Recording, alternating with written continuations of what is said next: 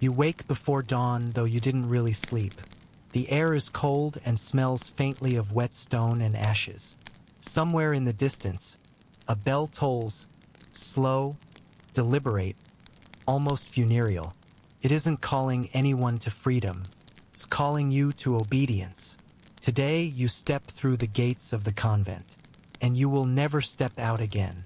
In the Middle Ages, the convent gate was not just an entrance. It was a border between worlds. Once a woman crossed it, her name, her family, even her memory of the outside world was meant to dissolve. She was no longer a daughter, a sister, or a bride. She was the bride of Christ, at least in theory.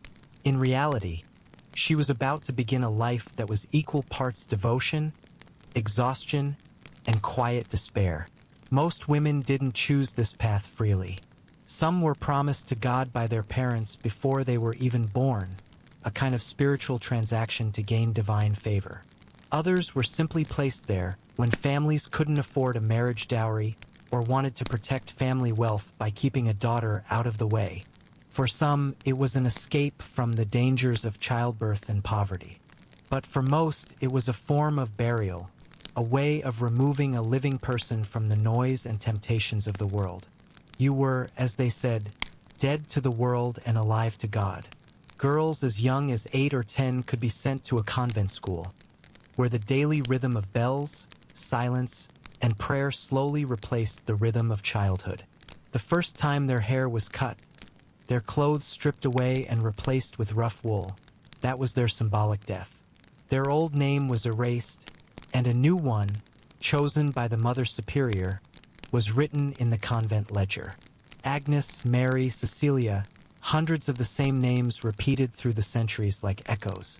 A whole army of women hidden behind stone walls, identical in name and in fate. The ceremony of taking the veil was as beautiful as it was cruel. Imagine a young woman dressed as a bride, her hair covered with a wreath of flowers, standing before the altar. There was music, chanting, incense, and then, at the height of it all, the priest cut her hair, the flowers fell away, and she was covered with a black veil.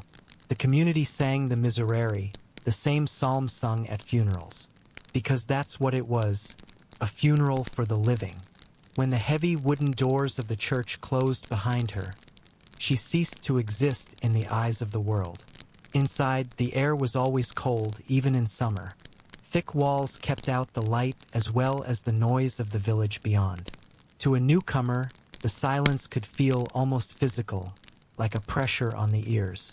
Speech was forbidden except during short periods of recreation. Laughter was discouraged.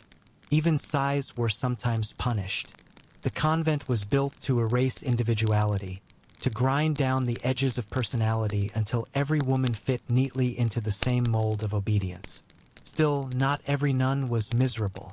Some found real peace in the quiet, a place to read, think, and pray away from the chaos of medieval marriage and childbirth. There was safety here, no husband to die in war, no risk of dying in labor, no hunger if the harvest failed. The convent was one of the few places where a woman could learn to read, paint, or write. Some even became powerful abbesses, managing vast estates and commanding the respect of bishops and kings. But for the majority, especially the poor novices with no family connections, it was a cage disguised as a sanctuary. The days began long before sunrise. The first bell rang around 2 in the morning, calling the sisters to matins, the first of 8 prayers that divided the day. They shuffled barefoot through the dark corridors, half asleep, the only light coming from small oil lamps that hissed and smoked. The chanting was hypnotic, Latin words repeated until they lost all meaning, dissolving into sound. Then came lauds at dawn, prime at sunrise, terce, sext, nun, vespers, and finally compline. A life measured out in bells and shadows. Between prayers there was work, endless, repetitive work. Sewing, cleaning, gardening, grinding grain, copying manuscripts. It was believed that labor purified the soul, but in truth it also kept the body too tired to think. Meals were plain, bread, thin broth, sometimes a few beans or onions. Meat was forbidden except for the sick. Hunger, they were told, brought them closer to Christ. In winter, frost formed on the inside of their windows. Candles were rationed, so darkness came early and stayed long. And through it all, there was the bell, always the bell. It governed every movement, every breath, a sound as inescapable as heartbeat. A nun could go her entire life without hearing another man's voice, without seeing her family again, without a single private moment. Even her thoughts were not her own. Confession was constant, scrutiny endless.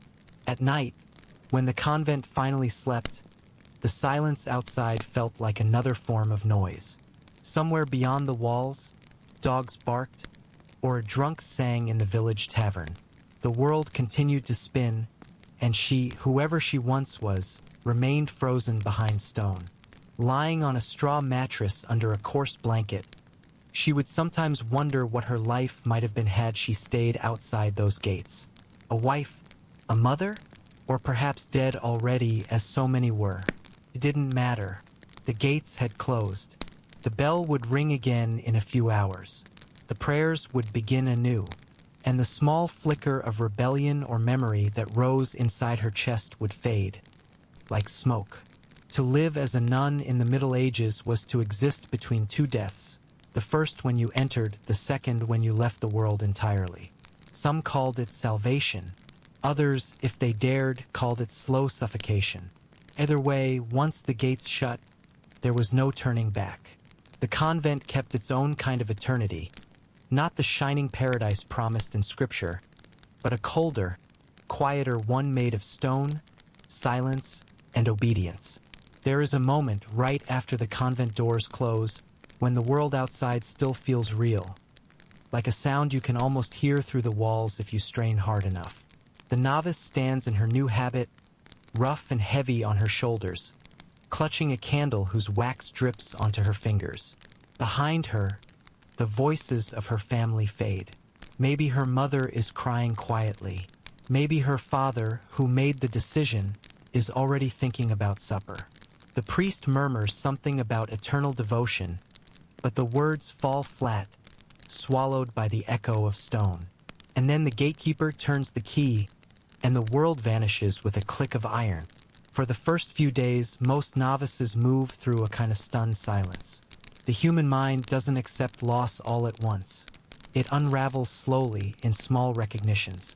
She notices that the smell of bread baking from the village doesn't reach her cell anymore, that no one says her name, that laughter has been replaced by the creak of the chapel door, the scrape of sandals on flagstones, the whisper of cloth.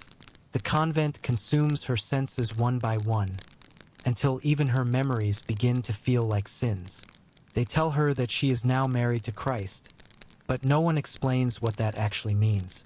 There will be no wedding night, no shared warmth, no voice to answer when she speaks. Her bridegroom is invisible, eternal, and demanding. She is to love him completely, and yet never expect to feel loved in return. It is a kind of spiritual paradox that turns inward over time, twisting into guilt. Because what if she doesn't feel devotion? What if she feels nothing at all? The rules leave little room for thought. Each day follows the same pattern, repeated with machine-like precision. Prayer, labor, silence, prayer again. There is a rhythm to it, hypnotic, relentless, and designed to strip away the self. In the outside world, a person's identity is shaped by family, work, and love. In the convent, identity dissolves into the collective. A nun is never I. She is we. We pray. We eat. We obey. There are no mirrors here, and that is not an accident. The Church did not encourage self-reflection in the literal sense. Meals are eaten in silence while one sister reads aloud from the lives of the saints. These are not comforting stories. They are tales of endurance, starvation, and self-denial, martyrs who burned or bled or cut away their own desires to prove their faith. The message is clear: pain is holy, comfort is sin. To eat without hunger, to sleep too long, even to enjoy the warmth of sunlight through a window. All are potential weaknesses. Holiness lies in suppression, and yet human nature resists suppression. The body remembers the world long after the mind has tried to forget it. In the garden, where the sisters tend herbs and vegetables, the novice might feel the sun on her skin and think of another life. A day in her father's fields, a festival, the smell of wine. Then comes shame, swift and burning. She confesses it that evening. I thought of the world. The prioress nods, unreadable, and prescribes an extra hour of prayer or a meal skipped.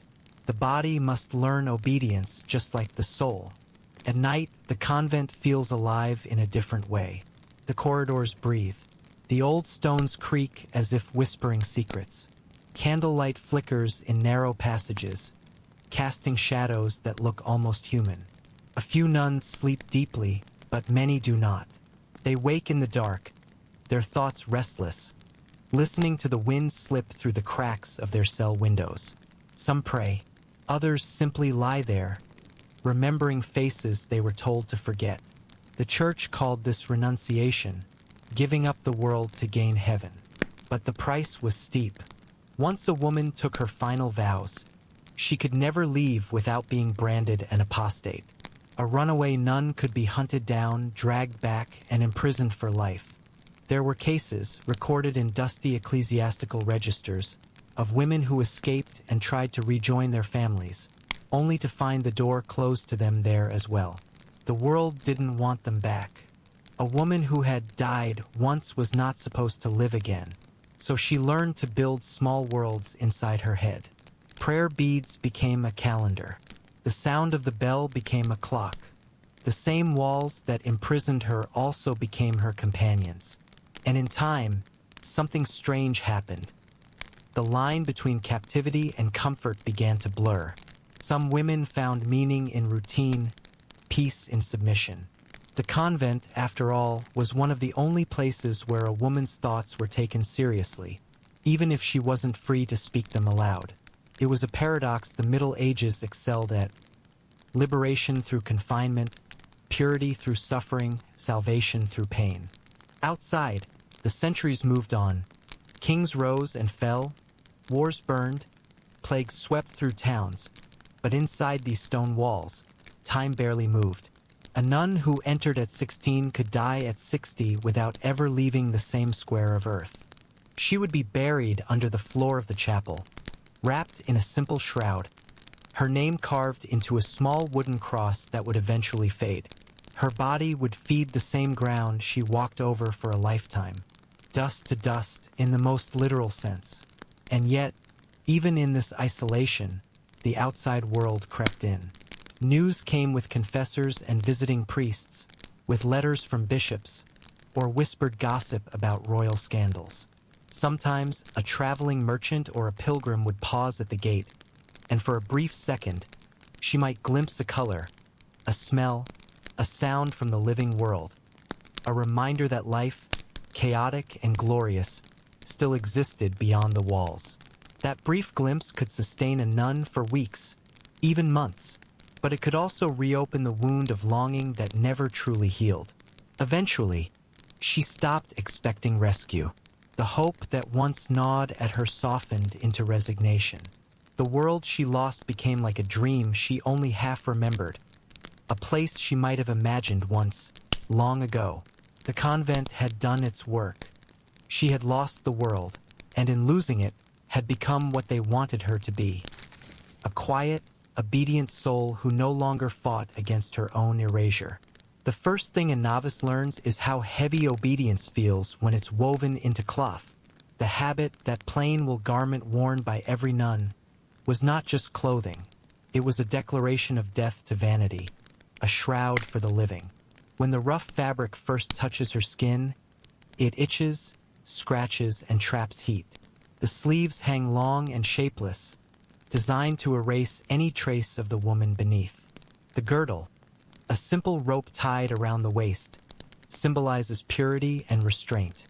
Each knot reminds her of what she has renounced: comfort, beauty, and freedom. To an outsider, the convent might have seemed serene, a haven of order and simplicity. But beneath that stillness lay an iron discipline. Every convent followed a rule, a set of instructions dictating how its inhabitants should live, pray, eat, and even breathe. The most common was the rule of Saint Benedict, a document written centuries earlier by a man who had never imagined women living under it. Still, the church applied it to them with fervor. Pray and work, it commanded, ora et labora. And pray and work they did, until their bodies became extensions of the same motion.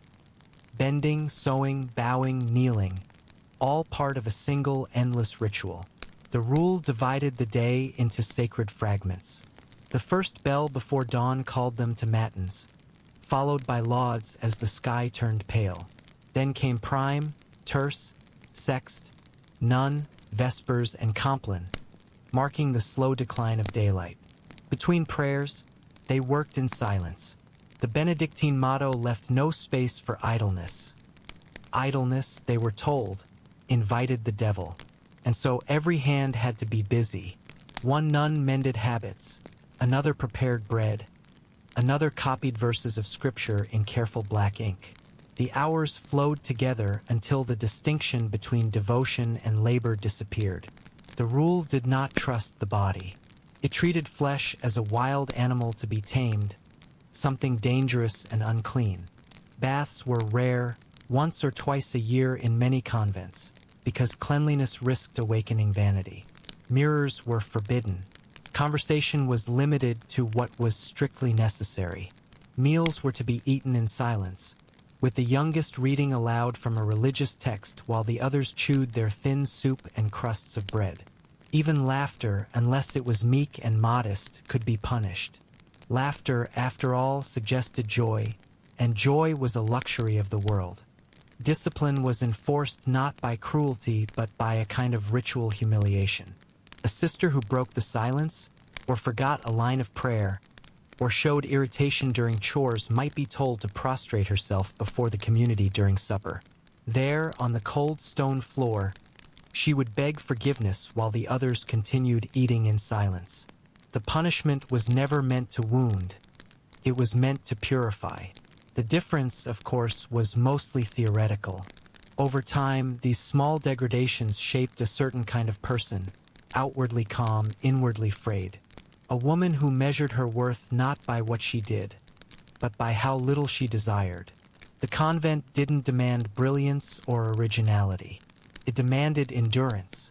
The saints they were told to emulate were not thinkers or rebels but sufferers, women who starved, scourged, or mutilated themselves to escape temptation. To imitate them was the surest path to heaven. Yet even the rule could not smother everything human. Nuns were, after all, still women, and women of vastly different tempers and pasts. Some were gentle, others sharp-tongued, some quietly defiant. The rule forced them into the same rhythm, but that rhythm could not erase personality entirely. There were always whispers, small rebellions that flared like candles in the dark, a stolen glance during prayer, a word exchanged in forbidden hours, a piece of extra bread given to a hungry novice. The rule spoke with divine authority, but the heart often had its own liturgy. The habit itself carried a strange dual meaning.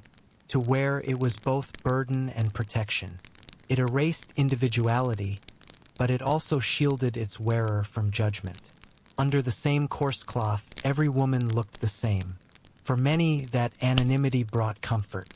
Outside the walls, a woman's value was measured by her body, her beauty, her obedience to men. Inside, she belonged to God alone, or so she was told. The irony was sharp.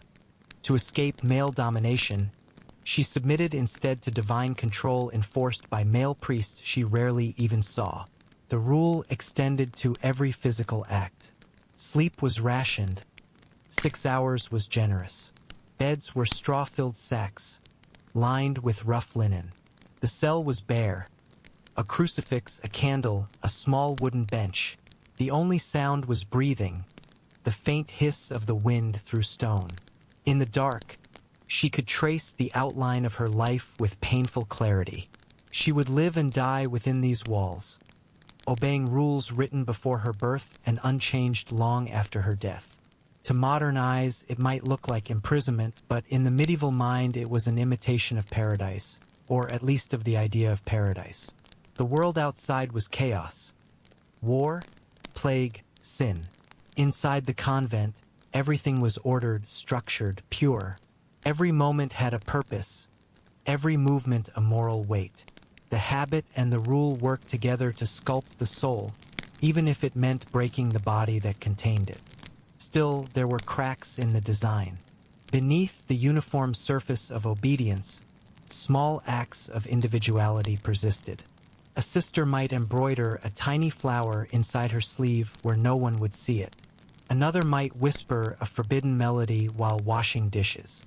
These gestures were private proofs of existence, little rebellions that said, "I am still here."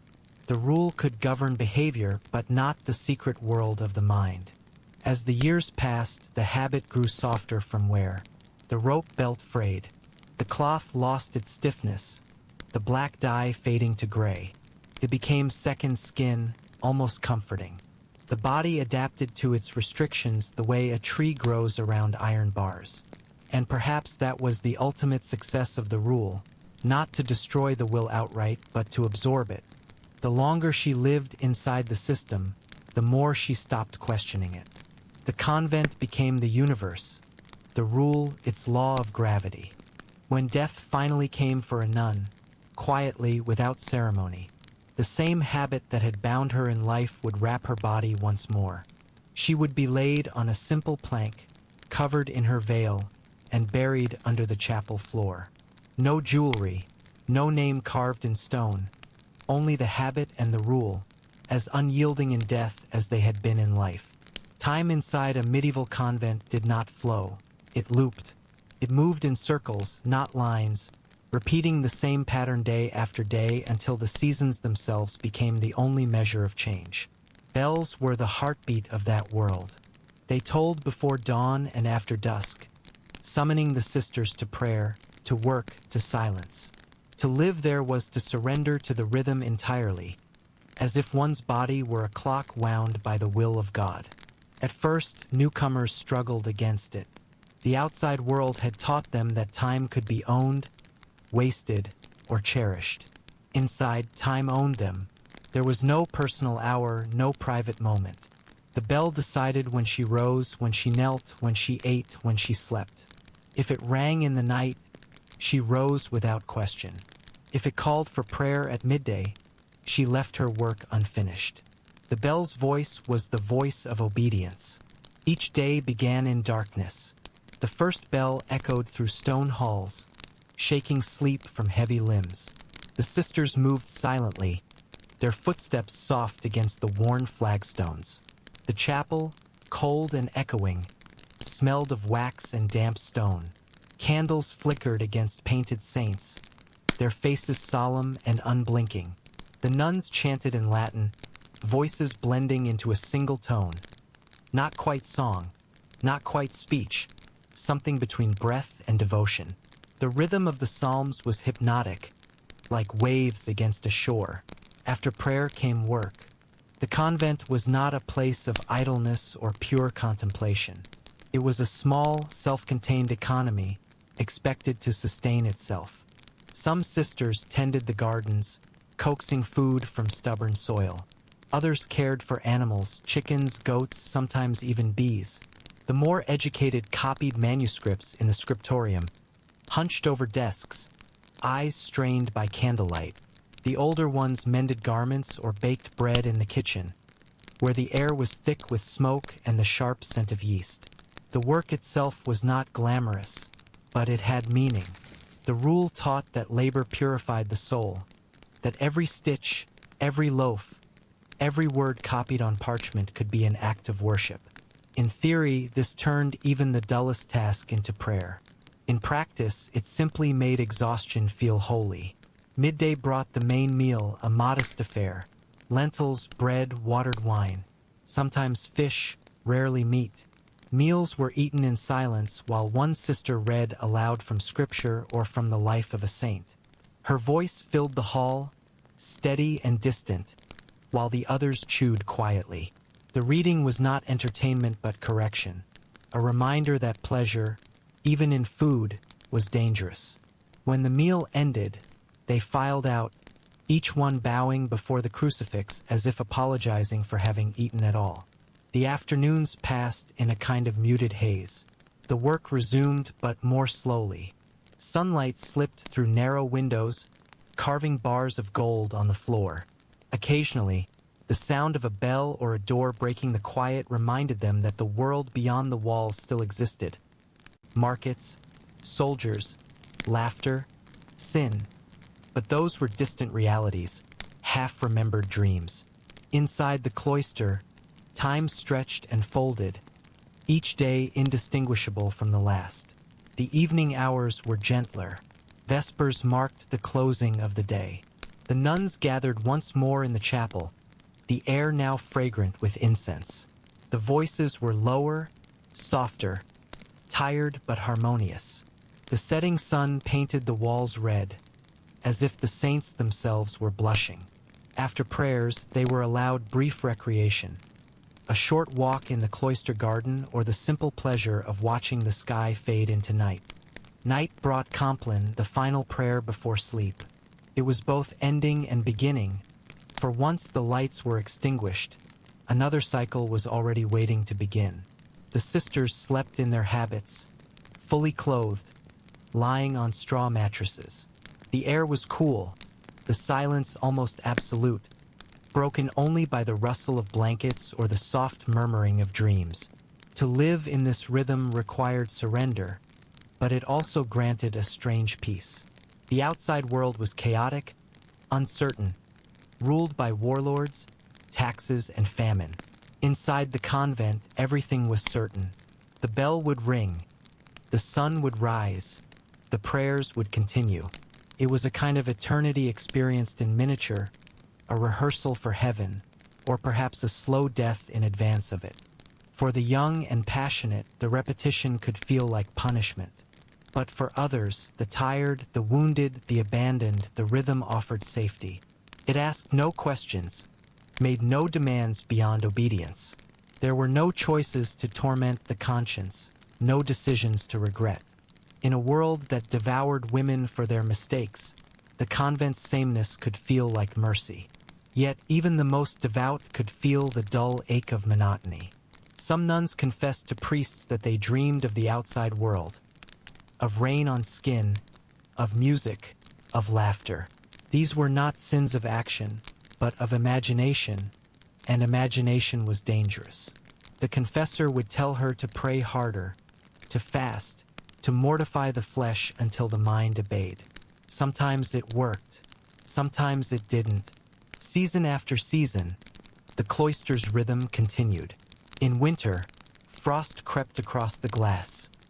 In summer, bees hummed among the flowers. The same psalms, the same chores, the same prayers. It was a life built on repetition, but repetition has its own kind of beauty. In its predictability, the nun could lose herself, and perhaps that was the point. To disappear into devotion until nothing remained of the self that once desired. Outside, kingdoms rose and fell, kings died, wars began, plagues swept across villages. Inside, the bells kept ringing. Their sound was eternal, unbothered by history. For a medieval nun, the world might end tomorrow, but the chant would go on. Steady, unbroken, perfectly timed. Hunger was not an accident in the convent. It was a language. To eat little was to speak fluently in the grammar of holiness. The sisters said the body was a door, and that the only way to heaven was to starve it open. At first, she thought the fasting would be temporary, a pious trial for Lent, perhaps. But in the cloister, every day was Lent. Meals were meager and fasting was constant. It was not punishment, they told her. It was purification. The appetite was a sin in itself, proof that flesh still ruled the soul. The rule demanded discipline in everything, even hunger. There were degrees of denial, simple fasting, partial abstinence, total abstinence.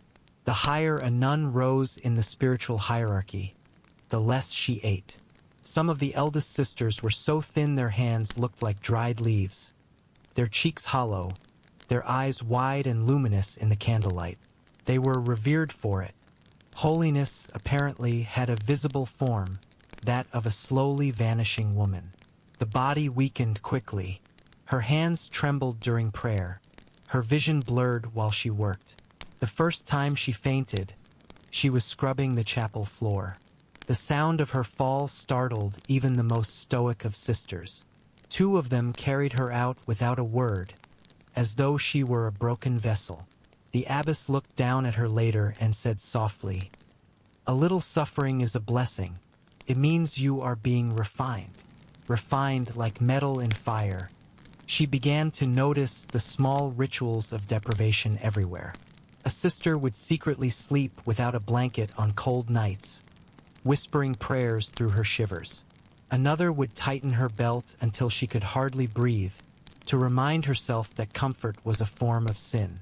Some scourged their backs with braided cords, the faint sound of the strikes barely audible behind closed doors. It was never spoken of aloud. Pain, after all, was private, but it was also currency. The more one suffered, the more one was seen as blessed. It created a strange, silent competition. Who could endure most? Who could deny most? Who could disappear most completely into devotion? Even humility became a form of pride. Hunger was not only physical, it seeped into every part of life. Hunger for sleep, for touch, for warmth, for beauty, all forbidden, all redirected toward the divine. It was a slow stripping away until only the barest core of being remained. And yet, in some strange way, the deprivation brought clarity. On the nights when her stomach twisted with emptiness, when her knees ached and her vision swam, the silence of the convent seemed almost otherworldly. The mind, unanchored by the body's comfort, began to drift. Colors deepened, sounds sharpened. The flicker of a candle could look like a miracle. Perhaps that was the point. The church had long understood the alchemy of hunger, that pain could make the unreal feel near. The mystics wrote of it often, how the body must die a little so that the soul might awaken. Some even claimed to feel Christ himself within their hunger, the warmth of his presence in the hollow of their ribs. She wondered if that was what she was supposed to feel, but what she felt most was fear. The hunger did not make her holy. It made her small, raw, and uncertain. The world began to tilt. The prayers sometimes echoed too loudly inside her head, turning into whispers that didn't always sound like her own. There was discipline for weakness. A dropped loaf of bread could mean a day of fasting as penance. A yawn during prayer might earn extra hours of work in the cold garden.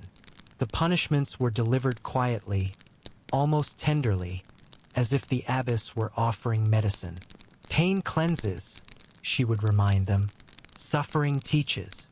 Once, during a particularly harsh winter, food grew scarce even for the wealthy outside the walls. The convent stores ran low.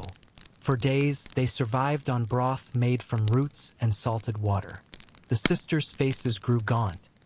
Their voices cracked during chant. Yet the abbess called it a gift from God, a chance to imitate Christ's 40 days in the desert. She began to dream of bread. Not just any bread, but the kind her mother used to bake, soft, steaming, golden at the crust.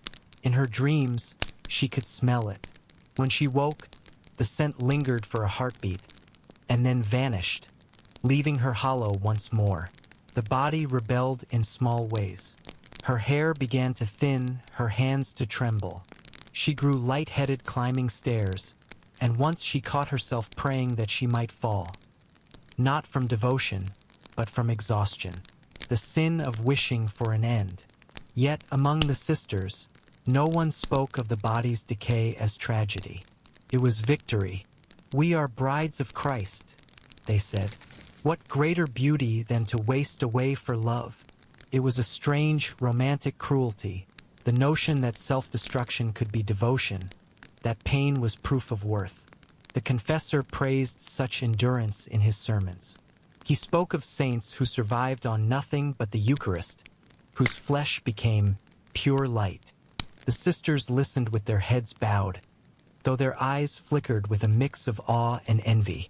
Each one hoped, secretly, to be the next miracle. She began keeping count of her penances, how many hours she had fasted, how many tasks she had completed without complaint, how many blisters marked her hands. It was not pride exactly, it was survival. If she could measure her suffering, it meant it still belonged to her. One evening, while kneeling during Vespers, her vision went black for a moment. The air seemed to thicken, the sound of the chanting dulled. When she opened her eyes again, everything shimmered. The candlelight, the altar, the faces of the saints painted on the wall. For an instant, she understood how one might mistake starvation for revelation. And then the bell rang, and the world returned.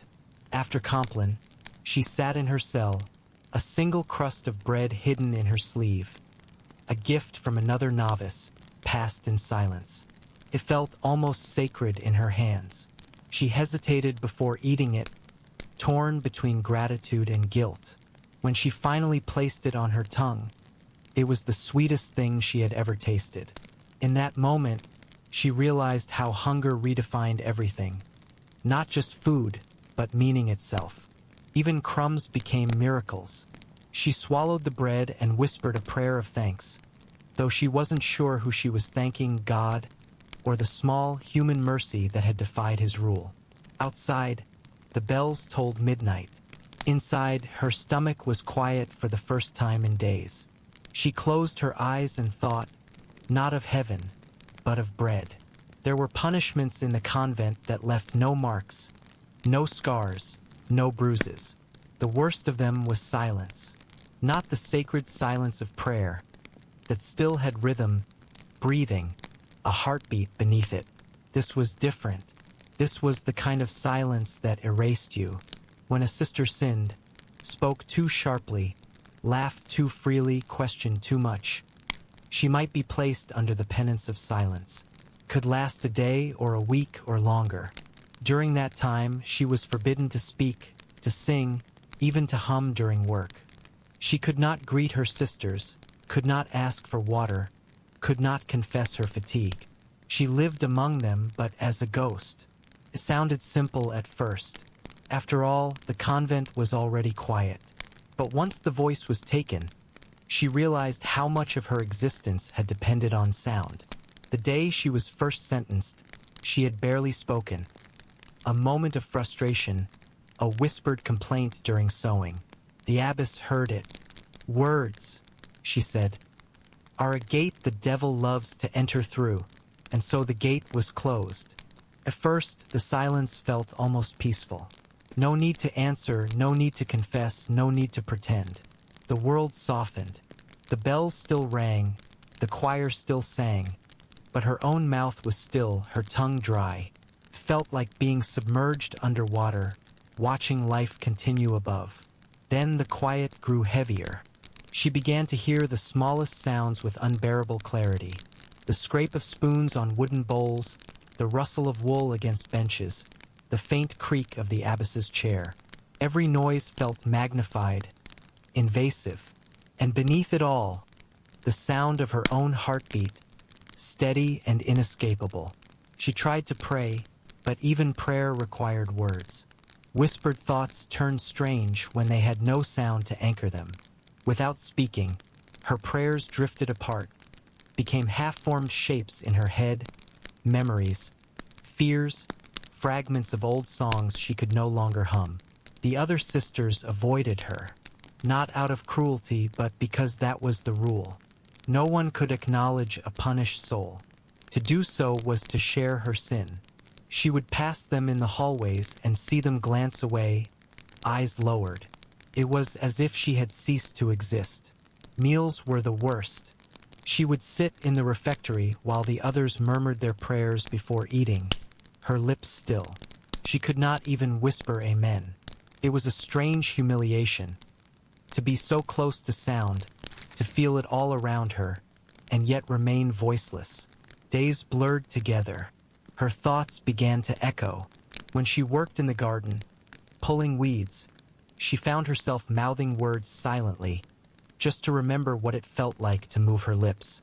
Once, she accidentally made a sound, the faintest hum, more breath than voice, and froze as if she'd struck a bell.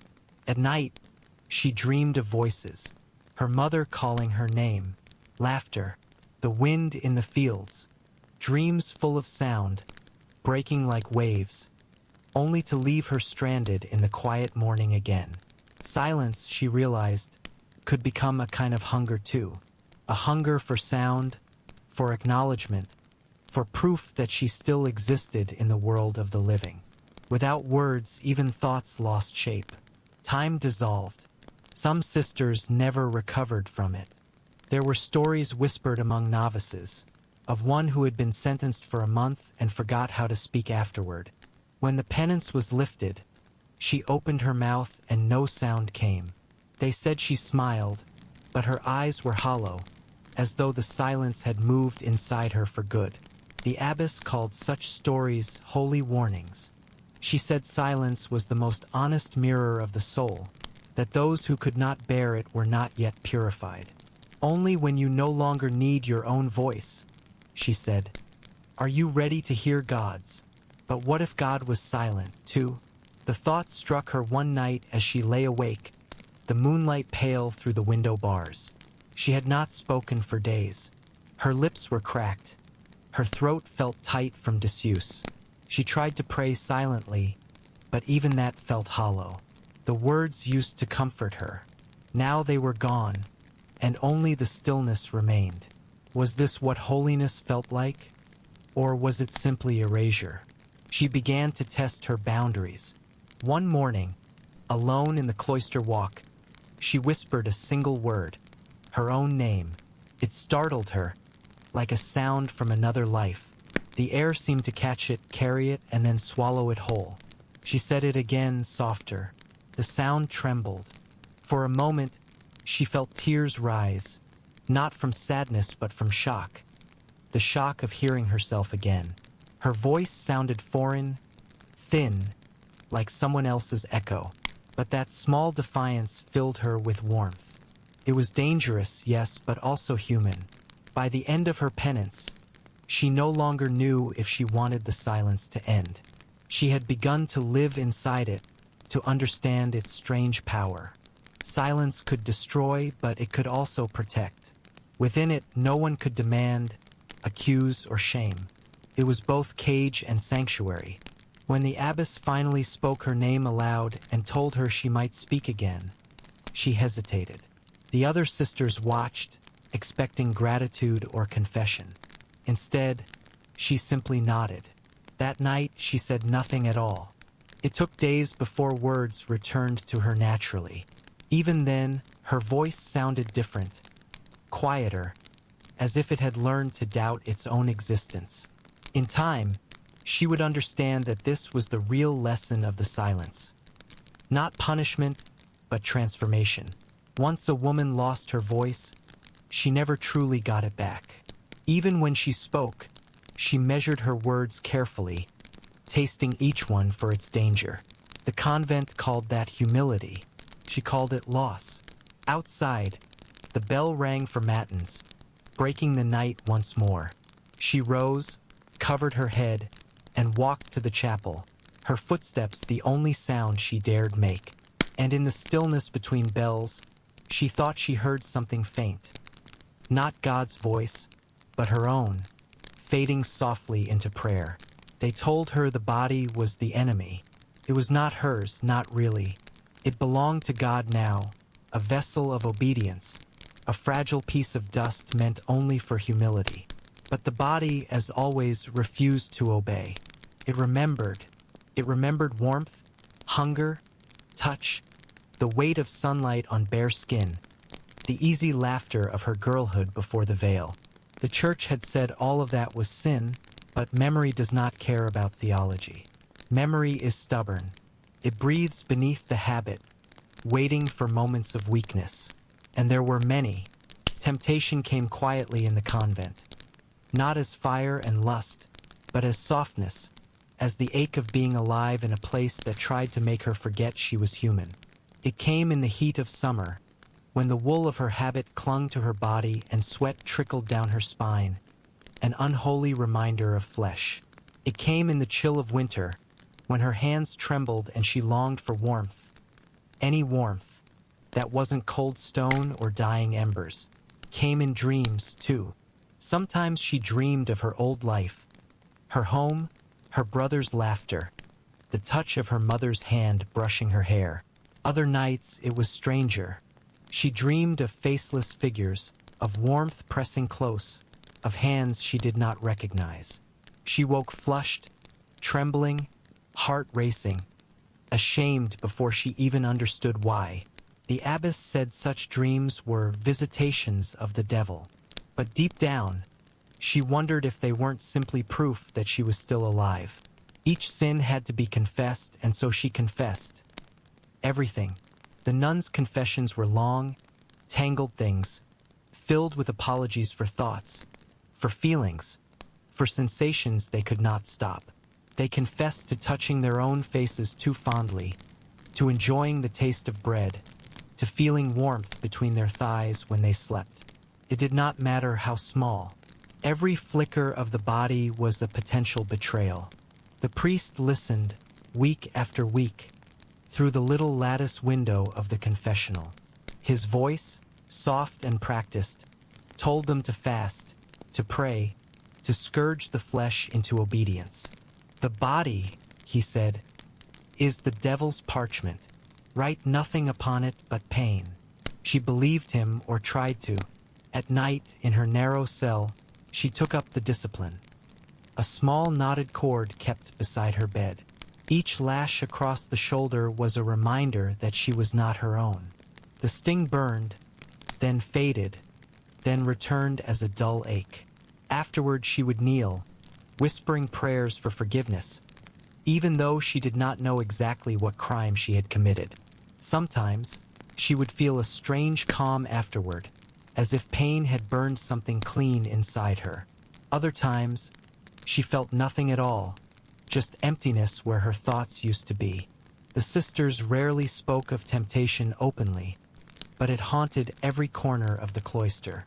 One novice was found weeping in the garden after confessing to unholy affection for another nun, simply because they had held hands to comfort each other. The abbess separated them at once. The devil enters through affection, she warned. Love is the most dangerous sin of all. After that, no one touched anyone again. But the longing never disappeared. It only changed shape. It became a glance, a breath, the accidental brush of fabric against fabric during prayer. The convent taught them to fear these things, to report them, to scour them out. But repression, like rot, always finds its way back to the surface. She began to see temptation everywhere, in the way her pulse quickened when the priest's voice lingered on her name, in the way another sister's laughter seemed too light, too human. She hated herself for noticing. She prayed harder, fasted longer, knelt until her knees bled against the stone floor. Yet the body remained, stubborn, breathing, disobedient. It was not that she wanted to sin. It was that she wanted to feel something. The more the convent demanded purity, the more vividly her senses remembered what had been forbidden. The scent of candle wax reminded her of home. The warmth of another's hand reminded her of everything she'd lost. Her faith told her this was corruption. Her body told her it was life. Confession became her only relief. She learned to speak her guilt in careful order, each sin, each stray thought, recited like a ritual. There was something almost soothing in it, the rhythm of admission and absolution. The priest would murmur his Latin words, his tone measured, detached. She wondered if he truly listened or if her voice was just one among dozens, another weary soul listing the failures of flesh. But sometimes, when she faltered, when she hesitated before naming a sin, He would say her name softly, and something in his voice made her heart stutter, terrified her, thrilled her. She told herself it was just concern, the mercy of a confessor. But mercy, she knew, could be its own form of temptation. After confession, she often felt lighter, but not cleansed. The guilt returned within hours, as predictable as the tolling of the bells.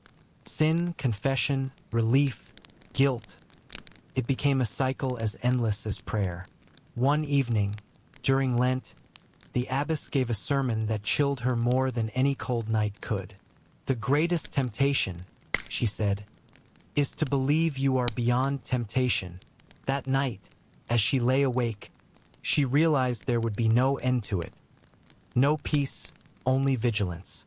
Her body would always betray her, because to live was to be tempted. She began to see her reflection differently, not as a sinner but as a battlefield. Each day was a struggle not against others, but against herself. Some days she won. Most days she did not. Once, she found herself crying during prayer, not from guilt, but from exhaustion. She whispered into the darkness, "Lord, I am tired of fighting what you made."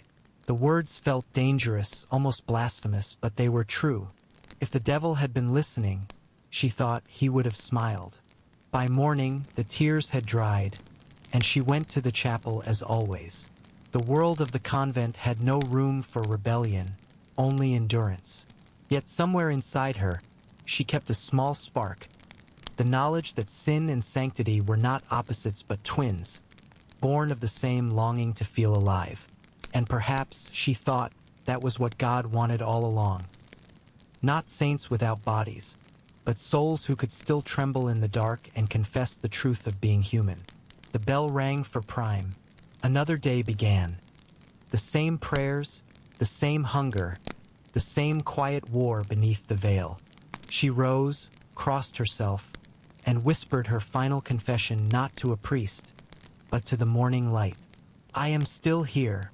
They called each other sisters, but no family ever loved or hated so quietly. The convent was built on the idea of unity, one body, one heart, one soul in Christ. But wherever there are people, there are hierarchies, and the holy walls did not erase them. They simply made them smaller, tighter, more poisonous. At first glance, everything seemed peaceful. Rows of nuns in prayer, heads bowed, hands folded, voices rising together in perfect harmony. But harmony is not the same as kindness. Behind the stillness, there was competition. Subtle, relentless, and very human. The abbess ruled like a queen, cloaked in piety and authority. Beneath her, a few senior sisters, the ones who had spent decades in the convent, formed a quiet council. They decided who was pious, who was proud, who needed correction. The novices, young and uncertain, learned quickly that holiness was not only about prayer. It was also about politics. Each morning, after matins, they worked side by side in the garden or scriptorium, but their silences were full of meaning. Averted eyes could wound as sharply as words. A faint sigh during prayer could be interpreted as pride. The smallest gestures became acts of power. There were favorites, there always were. The abbess had her chosen few, women who seemed to glide through punishment untouched. They were the ones who could quote scripture sweetly, who always knew the right moment to look humble, who confessed their sins in just the right tone of trembling virtue. They were rewarded with lighter tasks, warmer cloaks, softer glances. The rest watched, smiled, pretended not to notice. Envy in the convent was like damp air, invisible, but it settled into everything. The younger sisters envied the older ones for their status. The older ones envied the young for their faces, their energy, their unbroken bodies. Some envied those who had family sending letters and gifts from the outside world. Others envied those who had no one left to miss them. When the world is stripped away, the smallest privileges become kingdoms. A second serving of broth, a warmer seat near the fire, a task done indoors instead of in the freezing yard. These were not luxuries, but they were power, and power in the convent was a form of survival. And then there was gossip. It moved through the cloister like smoke, silent but suffocating. No one admitted to it, of course. It was always framed as concern for a sister's soul. But everyone listened. Everyone talked. A look exchanged in the refectory could become a whispered scandal by nightfall. She sleeps too long. She eats too quickly. She looks too much at the priest. Each sentence began as observation, ended as accusation. One novice, too innocent to hide her thoughts, once confessed that she sometimes envied the women outside. Wives, mothers, even the beggars who could still walk freely. She was not punished, but she was never trusted again. For months afterward, the others avoided her, whispering prayers for her corrupted heart. She learned her lesson well. The abbess encouraged this silent vigilance. A true sister, she said, is her sister's keeper. But what she truly meant was watch each other, report each other, keep the peace through fear. And yet, for all their bitterness, the sisters needed one another. The world beyond the walls was gone. There was no family now but this quiet, resentful sisterhood bound by faith and routine. Their rivalries gave their lives shape, their small triumphs meaning. Even their spite had a strange tenderness to it, as if hatred was the only language left for affection. Sometimes, late at night, they would break the rules and whisper in the dormitory. Small, stolen moments of intimacy. They spoke of their old homes, of parents long dead, of the taste of food they would never eat again. In those hushed hours, they were not nuns, but women again. Fragile, human, hungry for connection. But by morning, the spell would break. They would rise, cold and silent, as if none of it had ever happened. The abbess rarely showed emotion, but her presence controlled the atmosphere like weather. When she was calm, the convent breathed easier. When she was displeased, fear hung in the air like incense. No one dared disobey her openly. To cross her was to risk humiliation, public penance, silence, or worse. And so the sisters smiled, bowed, obeyed, and whispered in secret. There were unspoken alliances, a glance, a shared chore, an unspoken agreement not to tell what one had seen. These small pacts made life bearable. But when one sister was punished, the others pretended not to notice. Compassion was dangerous. To comfort the condemned was to invite suspicion. Better to stay silent and safe. Yet even the abbess was not immune to envy. There were rumors, quiet, unthinkable rumors, that she resented the younger nuns, especially those with beautiful voices or delicate faces. She had once been like them, decades ago, before the habit had turned her into a symbol instead of a person. Sometimes, when she scolded them for vanity, her eyes betrayed something softer. Not anger, but longing. It was a strange kind of hell, a community built on love but fed by resentment. Each woman had renounced the world, yet recreated it within the cloister's walls. Its pride, its rivalries, its hunger for control. And still they prayed together. They sang the same psalms, shared the same bread, slept under the same roof. They washed each other's wounds and prepared each other's dead.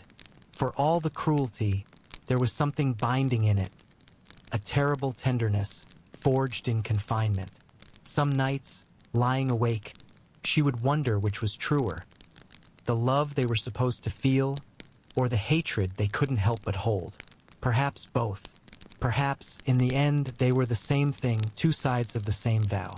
Because to live so closely with others, to see their smallest weaknesses, to share every meal, every breath, every silence. How could anyone love purely? Sisterhood, she thought, was not the absence of spite. It was surviving in spite of it. And maybe that was what holiness truly required, not perfection but endurance. Not angels, but women who stayed, who knelt beside one another in prayer, even knowing every secret and every flaw. At dawn, the bells rang again. Another day began. The sisters rose, moved together toward the chapel, their faces calm, their steps in perfect rhythm. And if one or two of them looked at another with quiet resentment, it did not matter. The chant would soon begin, and their voices, for a brief moment, would merge, pure, beautiful, and indistinguishable. For in that harmony, even envy was forgiven. Every convent was its own small kingdom, and every kingdom needed a ruler. The abbess might wear the crown, but in practice the prioress held the reins. She was the quiet engine of the cloister, the one who made the rules breathe, who saw everything, remembered everything, and never forgot a slight. If the abbess was God's chosen mother, the prioress was his accountant. She kept order, counted sins, measured obedience. Her smile was rare, her eyes sharp, her hands folded always just so. She spoke softly, but her words carried like iron bells.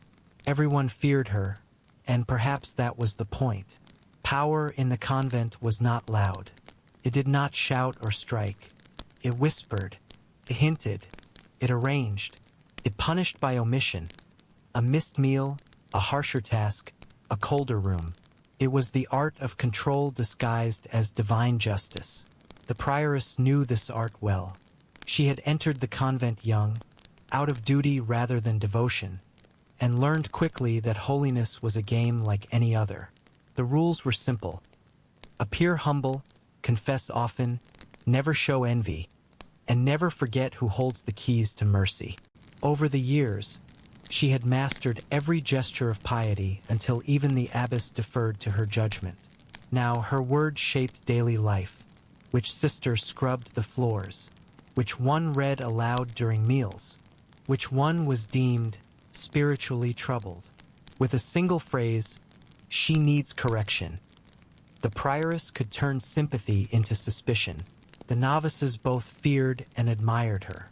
She represented what survival looked like: control, composure, and the terrifying calm of someone who has long since stopped needing to be loved. Power in the convent, after all, was the only luxury left. The abbess spoke of equality before God, but everyone knew better. Hierarchy was woven into every thread of the habit. The senior sisters ate slightly better bread. They slept nearer to the hearth in winter. They received the choicer penances, the ones that displayed their humility without truly wounding them. The younger nuns, meanwhile, bore the weight of obedience. Their hands were raw, their backs bent, their spirits tested daily. The prioress liked to speak of discipline. Discipline, she would say, is love sharpened into purpose, but her discipline often looked like cruelty. Once, a young nun misplaced a candle during Compline, a small thing easily forgotten. The prioress found her trembling in the corridor afterward and smiled. "A single candle," she said softly, "can burn down a house. A single mistake can burn down a soul." The novice spent 3 nights kneeling in penance, her knees bruised black and blue. The prioress called it correction. The sisters called it terror. And yet, she believed in what she did. That was the most dangerous part. She was not a villain, not in her own eyes. She saw herself as the guardian of souls, the one willing to be feared so that others might be saved. In the quiet hours before dawn, she too prayed, not for forgiveness, but for strength to continue what she believed was holy work. But beneath that conviction lay something smaller and sadder, the desperate need to matter. Outside the convent, she would have been nothing, another forgotten woman fading into obscurity. Here, within these walls, she ruled. The power games were endless and subtle. She praised one sister's devotion just loudly enough for another to hear. She assigned the same task to 2 rivals and watched them compete for her approval. She corrected mistakes in public so that humiliation became a form of theater. The abbess, old and tired, rarely intervened. She saw the order running smoothly and called it peace. Peace, of course, is a flexible word. For the sisters, peace meant obedience. It meant swallowing one's pride, enduring injustice, and calling it God's will. They whispered prayers not for deliverance, but for invisibility. To go unnoticed was safer than to be praised. Praise drew attention, and attention drew envy, and envy drew punishment. The prioress understood this balance perfectly. She maintained it like a musician tuning an instrument, tightening, loosening, never letting it break. Too much cruelty, and rebellion might fester. Too much mercy, and respect would fade. Her genius was in knowing just how far to bend a soul without letting it snap. Still, cracks appeared. There were moments when she caught her reflection in the small mirror above her wash basin and did not recognize the face that looked back. The eyes were cold, the mouth hard. She remembered once being kind. She remembered laughter. But kindness had been useless here, a weakness that others exploited. She had buried it long ago beneath layers of duty. Sometimes she envied the novices. Their tears, their trembling voices, their naive faith. All the things she had trained herself to lose. It wasn't holiness she felt anymore, but numbness.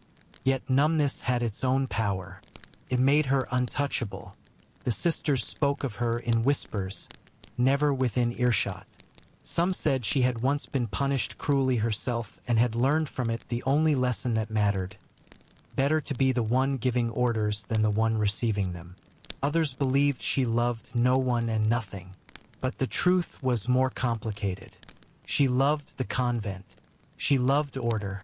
She loved the silence that came when everyone obeyed. She loved control because control was the only thing that kept her from disappearing. And so the games continued. A rebuke here, a withheld privilege there. The constant reshuffling of small, sacred hierarchies. In the cloister, this was what power looked like. Not crowns or armies, but influence hidden in gestures and glances. In time, even the abbess came to depend on her. The prioress became her eyes, her voice, her confessor of practical sins. When the abbess died, there was no doubt who would replace her. But power, like all earthly things, corrodes. She began to sense it, the fear in the other's silence, the absence of warmth in their smiles. She had won obedience but lost everything else.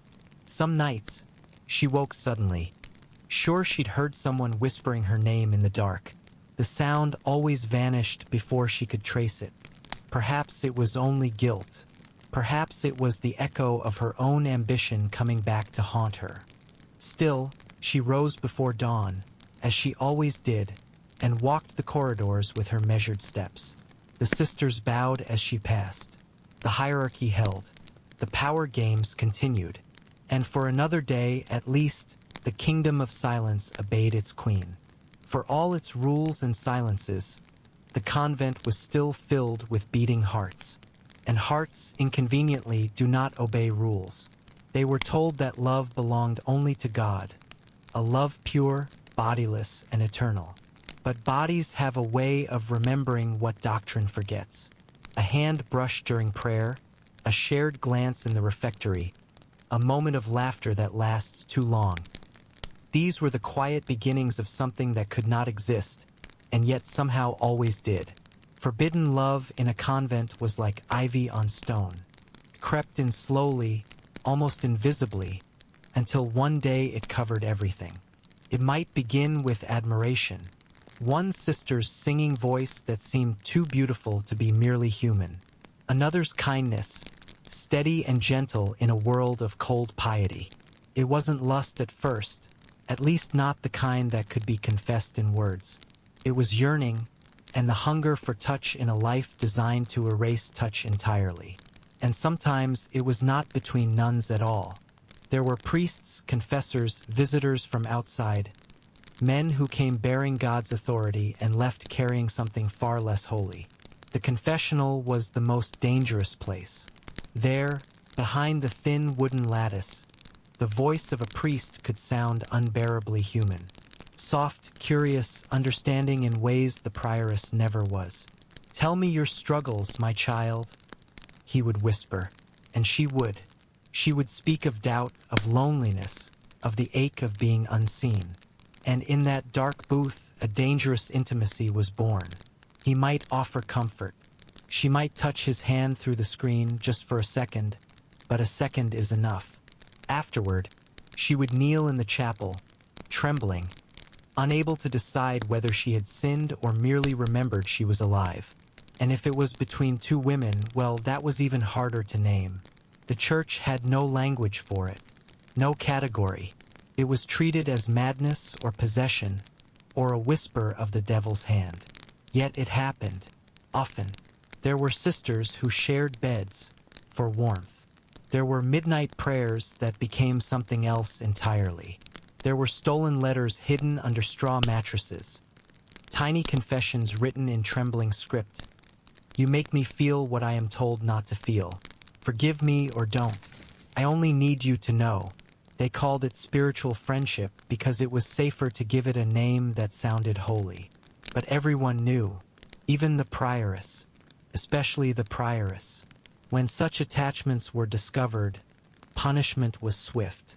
Sometimes the women were separated, sent to distant convents. Sometimes one was confined in a cell, left alone with only a crucifix and her guilt. The church did not kill them outright. It simply made sure they wished it had.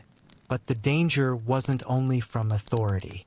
Love itself in that suffocating world became a kind of madness. When you live in silence, a single whisper can echo for days. When you live in darkness, a single smile burns like fire. It wasn't just passion. It was desperation. Some believed it was the devil testing their vows. Others believed it was God reminding them they were still human.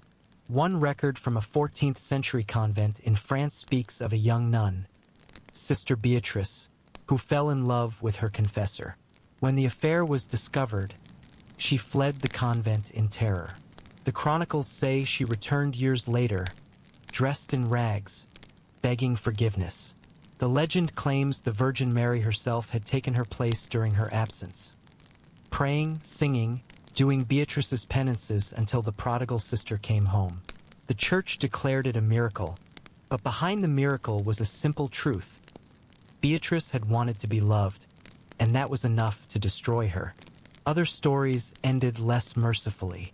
A nun in Saxony, found to have written love poems to another sister, was locked for a year in total isolation. Her mind broke long before her body did. When she died, the others said she smiled, perhaps because she was finally free. The convent was not blind to such tragedies. They simply renamed them. Madness became spiritual trial. Grief became penance. Love became temptation. But the sisters knew what it was. They felt it in their bones. Sometimes, love bloomed not as rebellion but as survival. To love another sister was to feel warmth in an icy world, to remember that softness still existed. They could not leave the convent, could not speak of their dreams, but they could find refuge in a glance, a touch, a shared breath in the dark. It was dangerous, yes, but so was living without feeling anything at all. The church preached that such desires were corrupt, but to the nuns who felt them, they were proof of life. And life, no matter how forbidden, has a stubborn way of persisting. The most devout of them struggled hardest. They prayed until their knees bled, flagellated themselves, begged God to tear the longing from their hearts. Yet the more they resisted, the deeper it rooted itself. Love, when denied, does not die, it transforms. It becomes fever, hunger, vision. Some saw their beloved in their dreams and mistook it for divine revelation. Others fasted until delirium blurred the line between devotion and desire.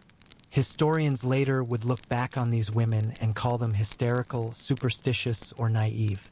But perhaps they were simply starved, not for food, but for the simplest form of affection. To touch another person's hand without fear. To hear one's name spoken softly, not as a command, but as a blessing. One might imagine that in such a world, love would be rare. It was not. It was everywhere, hidden under ritual and prayer, like the pulse beneath the skin. The more it was forbidden, the stronger it grew. And so, even within stone walls meant to silence it, love whispered. It whispered in hymns sung too tenderly, in hands that lingered while passing a loaf of bread, in glances across the chapel during morning mass. The church could punish the body, but it could not chain the heart.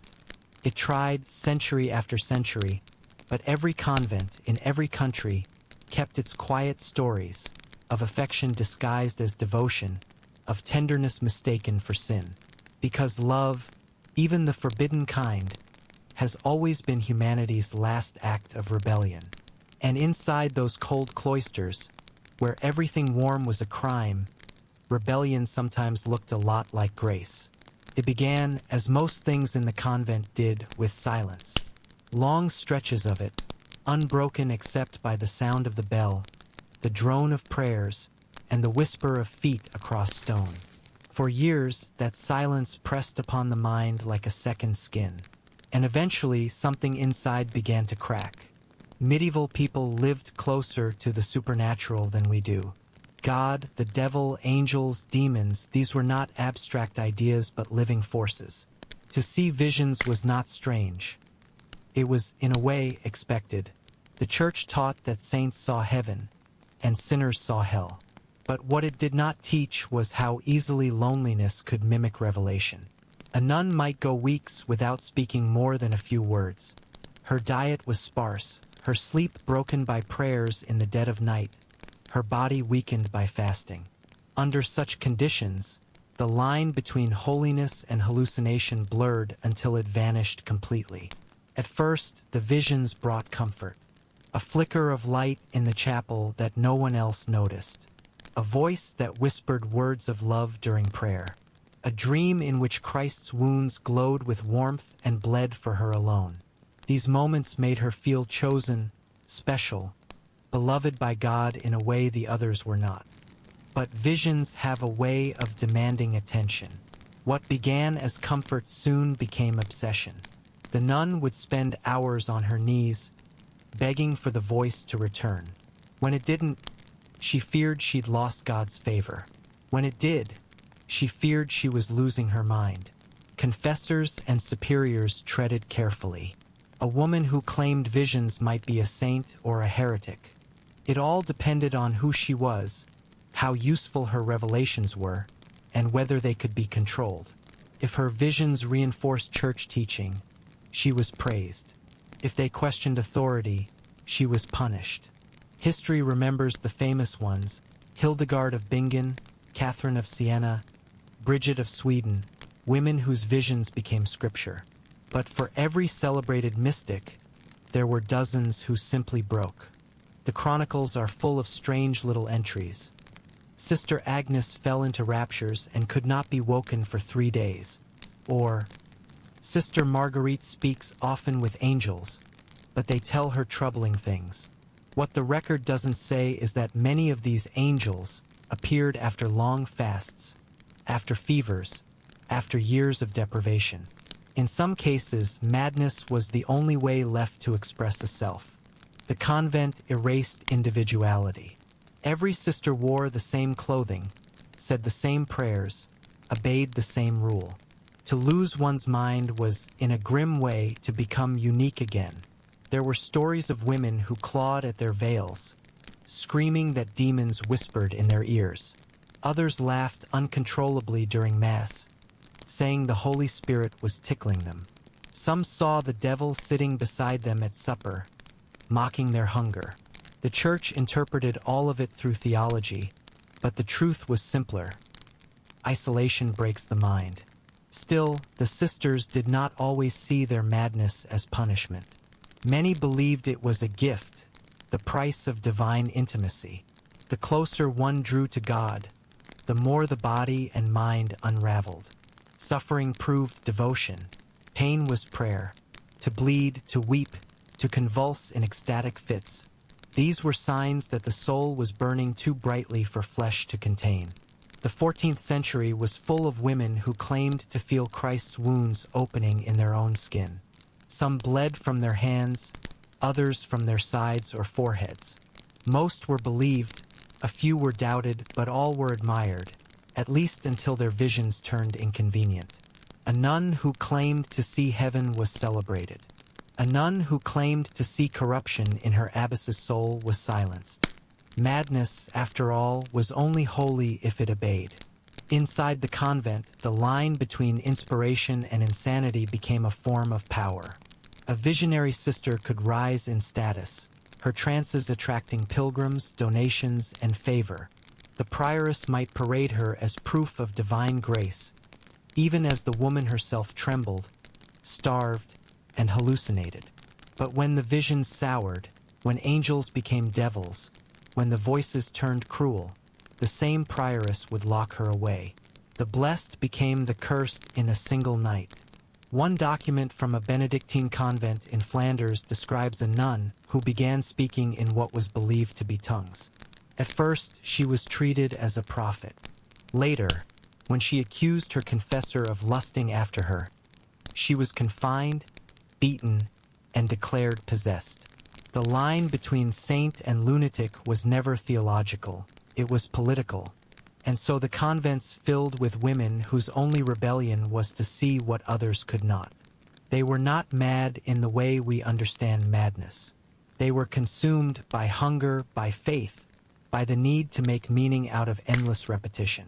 At night, their dreams were vivid and strange. They saw gardens blooming with impossible colors, angels with eyes like mirrors, Christ walking toward them with open arms, and then turning away. They woke weeping, unsure whether they had been blessed or abandoned. Their sisters treated them with a mix of awe and fear. To touch a visionary was dangerous. Holiness was contagious, but so was madness. Some were assigned companions who watched them constantly, ensuring they didn't harm themselves or others. Because yes, sometimes the visions turned violent. There were nuns who attacked icons, claiming they saw demons hiding behind the painted faces. There were others who struck themselves, desperate to drive the voices out. In some cases, they succeeded only in killing the body that faith had already broken. The church's solution was predictable.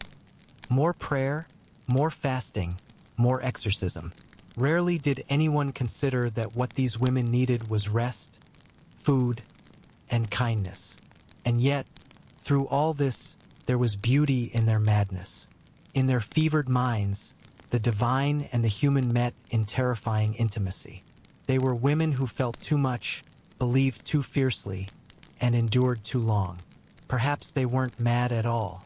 Perhaps they simply lived in a world that demanded silence from those who could see too deeply. To survive in such a place, one had to find meaning in suffering. To lose one's mind might be the only way to keep one's soul. In the end, the convent did not produce saints or lunatics, only women who walked a razor's edge between the two. And when they spoke in trembling voices of visions no one else could see, perhaps it wasn't madness at all. Perhaps it was the sound of humanity, echoing against the walls of faith too narrow to contain it. It was easy to believe that God lived inside the convent walls, but so did death. And unlike God, death always answered when called. The air inside those stone corridors was thick, with wax smoke, with incense, with the faint, unshakable smell of damp linen and human breath. There was no escaping one another's bodies. They slept side by side, prayed side by side, sweated through fever side by side. In a world so tightly sealed, disease moved like rumor, silently, efficiently, and without mercy. When one sister coughed, another began to cough the next day. When one fainted from weakness, another followed. The physicians, if they came at all, rarely entered the cloister. They would speak through the grate, prescribing prayers more often than medicine. For women who had renounced the world, sickness was seen as both a trial and a gift. Pain, after all, was holy. It was the language of the body speaking to God. The more one suffered, the purer one became. That was the theory, at least, In practice, it meant that the sick were often left to sanctify themselves by dying slowly. Fevers spread in the summer, coughs in the winter. There was no heating except for a small fire in the kitchen, and the cold ate through the walls like teeth.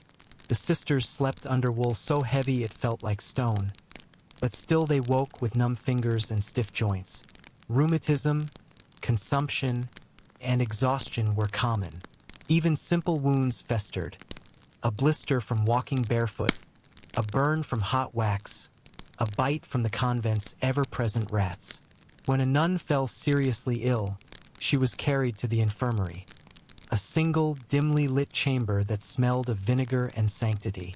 The other sisters would take turns watching her, reading psalms, and wiping her forehead with damp cloths. They were forbidden from showing fear. To fear death was to insult God's will. Yet fear was everywhere, in the quiet glances, the hurried prayers, the tremor in the hands that turned the pages of the Book of Hours. Some diseases were mercifully swift. Others lingered for years. There are records of nuns who spent entire decades bedridden, their bodies wasting while their minds wandered between faith and fever. Some claimed to see angels at their bedside. Others spoke of demons pulling at their sheets. A few simply stopped speaking altogether. Silence was, once again, the convent's truest prayer. When death came, it came quietly. The last breaths were rarely dramatic. Just a sigh, a final tremor of lips, and then stillness. The sisters believed the soul departed through the mouth, so they would press the dying woman's lips open gently to help her leave. Immediately after, the prayers began. "Go forth, O Christian soul," one would whisper, while another closed the dead woman's eyes and crossed her hands upon her chest. The body was washed carefully with water and wine. Sometimes they found marks upon the skin, wounds that resembled the stigmata, or the scent of flowers said to rise from holy corpses. These were taken as signs of sanctity, though more often they were simply the signs of infection, decay, and the human need to believe in something beautiful. The dead were dressed in their habits, the same robes they had worn in life, and laid on a plank before the altar. A candle was placed in each hand, as if light itself could guide them through purgatory. The sisters would sit vigil through the night, chanting psalms until dawn. But beneath the devotion, there was another feeling, envy. To die young in the convent was to be released, to escape the endless prayers, the aching knees, the hunger.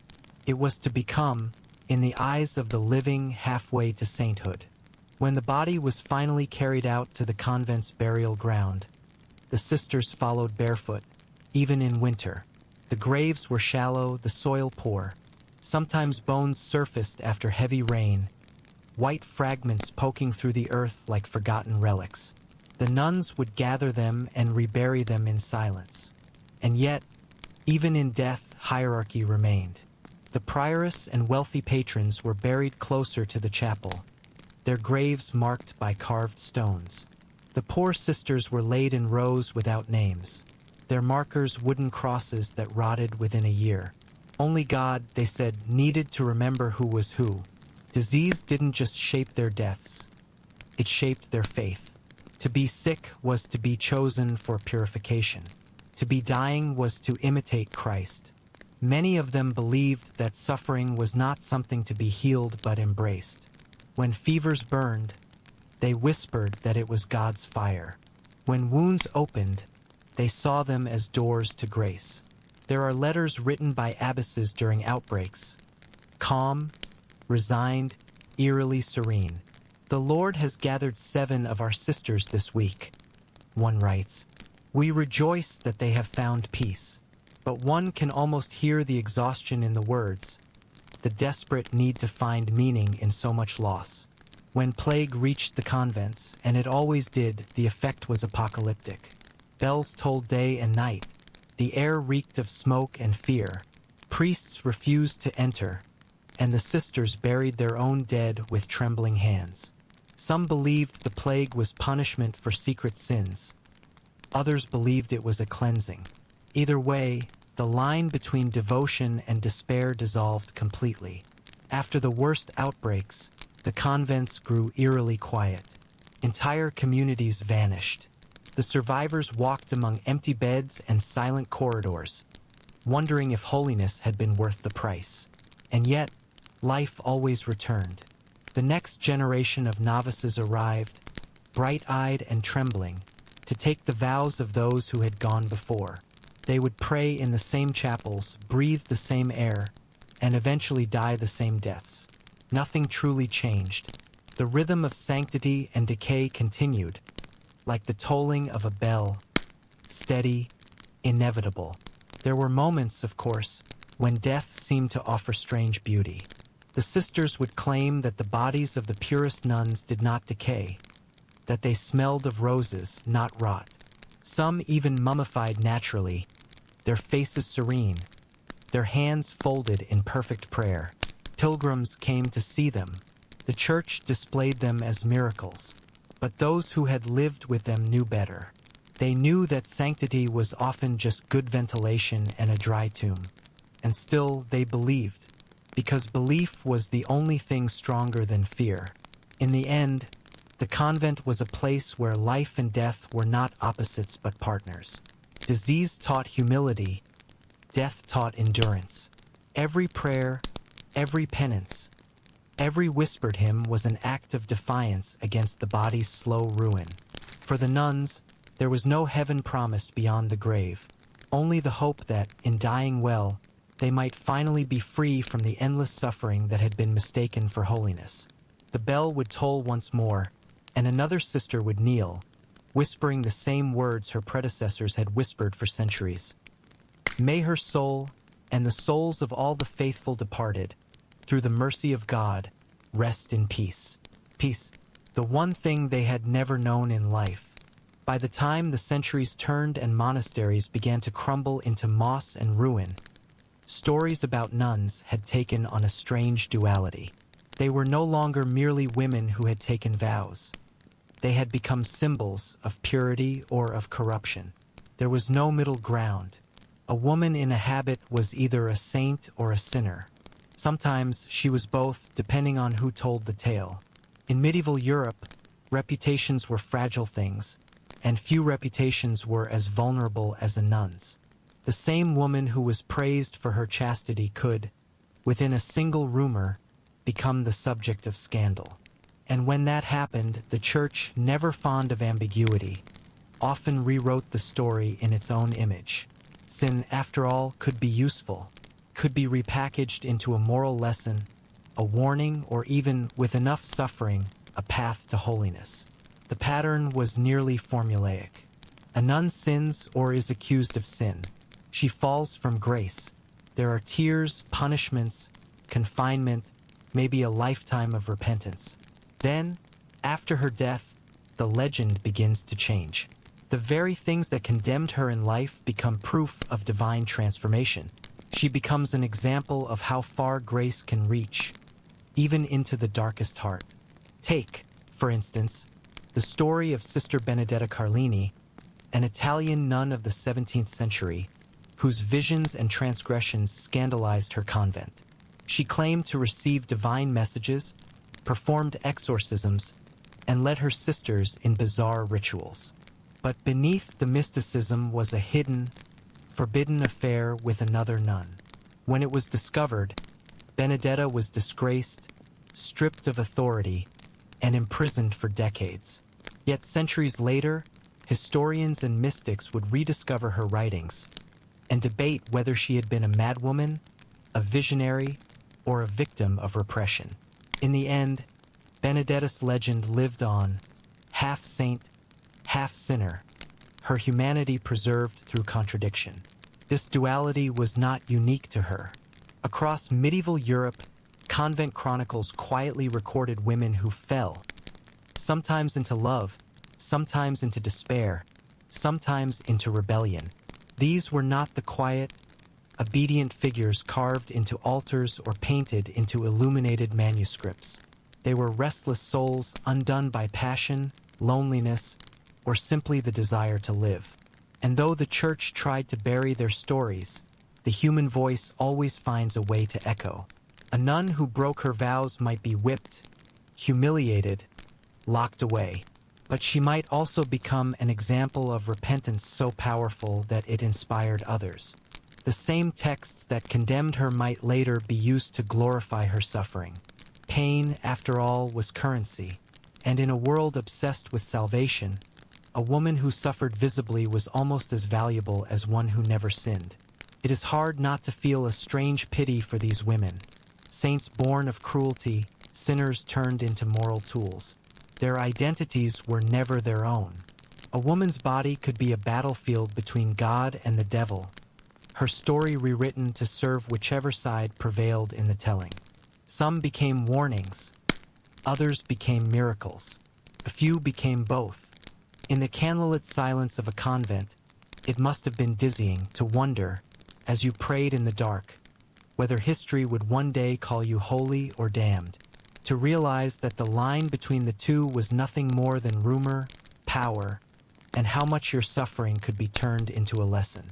And so, in the centuries that followed, as monasteries decayed and legends grew, the figure of the medieval nun lived on, not just as a woman of God, but as a mirror for everything medieval society feared and desired: purity and temptation, faith and madness, flesh and spirit. She was every contradiction made human, and in that, perhaps, she was more real than any saint carved in stone. Somewhere, between the pages of forgotten convent ledgers and the dust of cloister archives, lie stories that were never meant to be told, the stories of nuns who tried to run. They did not go quietly, nor did they vanish without leaving a trace. Their voices survive in fragments: a half-burned confession, a letter hidden beneath a chapel floor, an ink stain on a prayer book that was never meant to carry anything so human as fear. To live behind convent walls was to die to the world, but not everyone accepted that death. For some women, the call of the outside, the scent of rain on open fields, the laughter of men in the marketplace, the simple idea of choice, grew unbearable. And so, under the cold watch of saints and abbesses, a few dared the unthinkable. They planned their escape. The letters were always the beginning. They were dangerous things: paper, ink, and longing. A single word sent beyond the walls could mean discovery and punishment. Yet the need to be heard, to be remembered, outweighed the fear. In one faded record from a 13th century convent near Rouen, a novice named Isabeau was caught writing to her brother. She begged him to help her flee before she took her final vows, describing nights spent weeping and days filled with dread. The letter never left the convent. It was found in her straw mattress after her arrest. What became of Isabeau was not written, but the next year, the abbess ordered the walls of the dormitory raised higher. Other stories survived only because they failed. There was Sister Agnes in England, who disguised herself in a servant's cloak and slipped through the gatehouse one misty dawn. She was found 3 days later in a nearby village, too weak from hunger to speak, and dragged back by her confessor. The punishment was severe: fasting, isolation, public repentance. But her name became a whispered legend among the younger sisters, not for her failure, but for her courage to try. And then there was Marjorie of Flanders, whose story reads almost like a tragic ballad. She escaped with the help of a local scribe who loved her, though love in such stories rarely ends kindly. When they were caught, he was hanged. She was returned to the convent and forced to spend her remaining years in a cell no larger than a grave. Her letters, desperate, poetic things, were copied by the confessor as evidence of her sin. Centuries later, those same letters would be studied as rare examples of early female writing, proof that even captivity could not silence the soul. There were successful escapes too, though they were often rewritten by history into something else. A nun who fled and married might later be described as possessed or abducted. To admit that she had simply chosen freedom was unthinkable. Choice was not a word permitted in the language of obedience. So, the chronicles buried the truth beneath piety, and the lost letters became the only witnesses left. One of the strangest accounts comes from an abbey in Bavaria, where several nuns vanished over the course of one winter. The official story was that they had been taken by wolves during their work in the fields. But local gossip spoke of secret tunnels, of men seen riding by moonlight, of footprints that led not into the woods but toward the town. The prioress ordered weeks of fasting and prayer to cleanse the sin of disobedience. No bodies were ever found. What united all these women, Isabeau, Agnes, Marjorie, and the Nameless, was not rebellion for its own sake, but the simple yearning for life. They had been promised salvation but found only silence. They were told the walls kept out temptation, but they began to suspect that the walls were the temptation, the place where hope itself was forbidden. And so they wrote. They hid their words in hymnals, sewed them into hymns, or passed them to sympathetic servants. Those words, trembling and forbidden, were their last act of selfhood. If you listen closely, you can almost hear them still. The scratching of quill on paper, the breath caught between fear and hope. A letter that begins not with dear, but with forgive me, an ending cut short by the sound of footsteps in the hall. Centuries later, when scholars found those scraps of writing, they treated them like artifacts. But they are not just pieces of history, they are small acts of defiance that refuse to die. Every word written in secret was a rebellion against a world that believed obedience was holiness. Every letter sent into the dark was a declaration that even in captivity, the human heart could still run.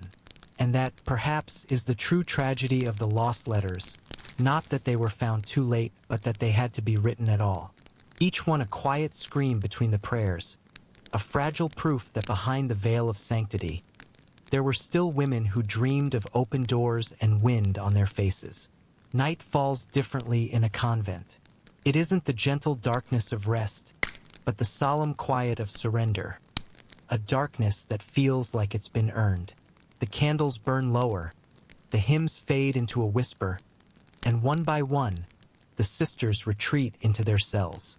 The air is cool and heavy with wax and incense, and beneath it all lies something older, quieter, almost human.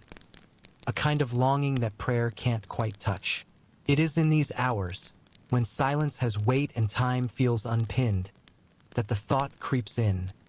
Was it worth it? A lifetime of obedience, a youth traded for eternity, the body starved so the soul might feast. And yet, as the years draw to their slow close, every nun, even the holiest, feels that tremor of doubt. Not rebellion, exactly, but the ache of memory, the ghost of a life unlived.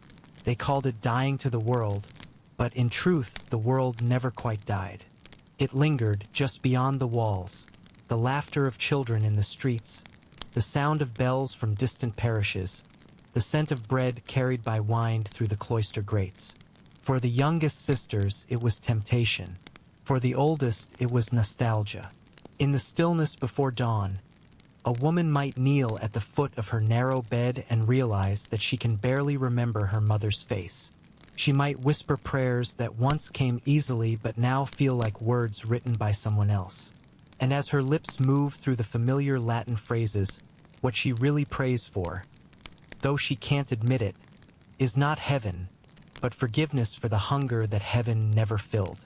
Holiness, in the medieval sense, was not comfort. It was a kind of exquisite suffering, the slow, deliberate unmaking of the self. To be a saint was to be consumed, and the Church had built an entire world on that idea. Every drop of pain became a pearl of virtue, every silence a form of speech, every deprivation an offering. But to live inside that ideal was to live inside a paradox. The more one tried to purify the flesh, the more vividly it demanded to be felt, in hunger, in fever, in the raw ache of being alive. And the harder a woman prayed to escape herself, the more she became trapped within the boundaries of her own body, her own thoughts.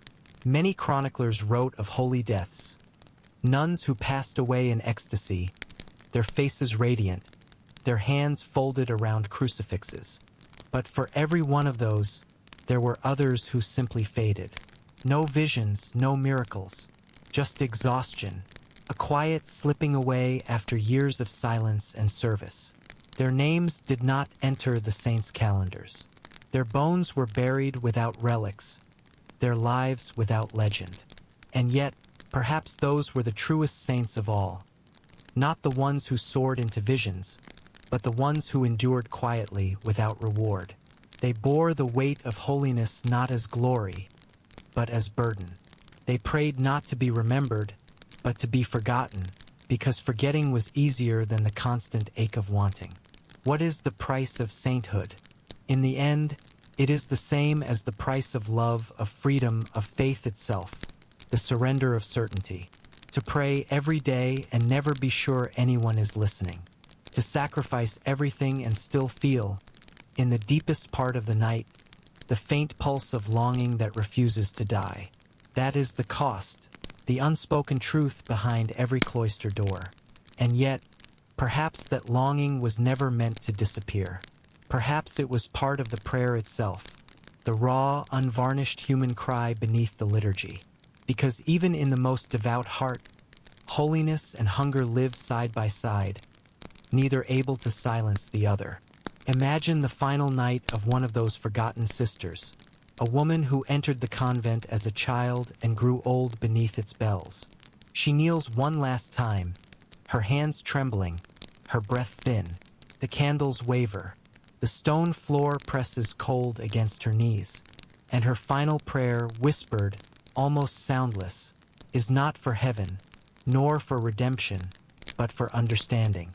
That someone somewhere might remember that she once lived. That beneath the habit and the vows, there was a woman, curious, imperfect, aching, human. And maybe, in the quiet of the centuries, her prayer was answered. Because now, as we read her story, as we speak her memory aloud, she breathes again. Her silence breaks, and through that fragile echo of her voice, we understand holiness was never about perfection. It was about enduring the ache and still finding the courage to hope. And now, as the final candle burns low and the story draws to its quiet end, you can rest. You've wandered through the cloisters, felt the chill of the stones beneath your bare feet, and heard the soft hum of prayers lost to time. You've walked beside those women, their faith, their fear, their longing, and for a while, their silence became yours too. The night outside your window is not so different from theirs. It breathes, it waits, it forgives. And in that stillness, you can almost hear the echo of those forgotten voices, not as ghosts, but as companions. They've been waiting centuries to be heard, and tonight they were by you. You've seen what it meant to live a life of obedience and pain, to find beauty in suffering and grace in imperfection. You've learned that holiness is never spotless. It's cracked, human, trembling. And maybe, as you close your eyes, you'll understand what they did in the end. That peace isn't found in silence or sacrifice, but in the quiet acceptance of being human, flawed, fragile, and still reaching for the light. So breathe deeply. Let the weight of the story settle somewhere soft inside you. The bells have stopped, the prayers are done, and the world outside has gone very still. You're safe here in the hush between centuries. The past has folded itself around you like a blanket, heavy, ancient, and warm. Sleep now, traveler. Let the ghosts of the cloister fade into dream, their whispers dissolving into your breath. May your night be gentle, your thoughts slow, your heart at ease. And if you dream of stone corridors and candlelight, don't be afraid. They're just saying good night.